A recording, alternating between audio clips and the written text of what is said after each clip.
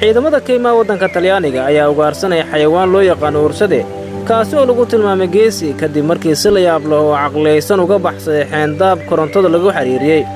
xayawaankan oo hadda dhuumaalaysanaya ayaa xaddi u suurta gashay inuu ka fakado goob lagu hayay oo ku taala gobolka Trino ee waqooyiga waddanka Talyaaniga. uursade oo madabkiisu ee buni ayaa lagu magacaabay M49. mas'uuliyiinta waddanka Talyaaniga ayaa horay amar ugu bixiyay in la qabto oo la xiro iyagoo sheegay in khatar uu ku yahay dadka iyo xoolaha beeraha jooga. balse xayawaankan ayaa baxsaday saacado kadib markii la soo qabtay waxaana lagu soo warramay in si caqli ku dheehan yahay uga dhex baxay 3 xeyndaab oo korontada lagu dhejiyay looguna talagalay markii uu taabto inay qabato.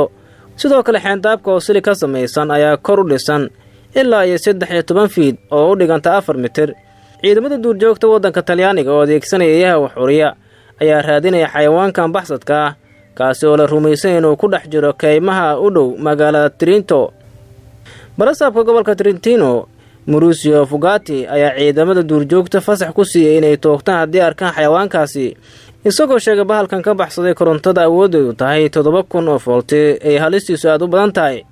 hase ahaatee hadalkan ayaa ka cadaysiyay kooxaha u dooda xayawaanaadka waxaana markii dambe meesha ka saartay wasaaradda deegaanka ee waddanka Talyaaniga. ficilka M49 uga baxsay goobtii lagu hayay marmarsiyo ma noqon karto inuu dhimasho ku muteysto ayuu yiri wasiirka deegaanka Sergio Costa. hay'adda WWF Italia oo xuquuqda xayawaanaadka u dooda caalamka ayaa su'aal gelisay sida xayawaankan uga baxsaday goobta xeyndaabka ee korontada lagu xiray waxaana ay sheegtay inay u badan tahay inaysan korontadu si wanaagsan u shaqaynaynin maadaama uursaduhu uusan duulin.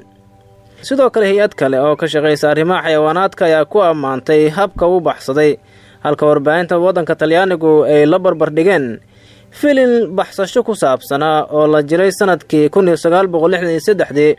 sida xaqiiqda M49 waxa uu u baxsaday si caqliyeysan waana xayawaan lagu maneystay awood khaas ah ayay tiri hay'addu.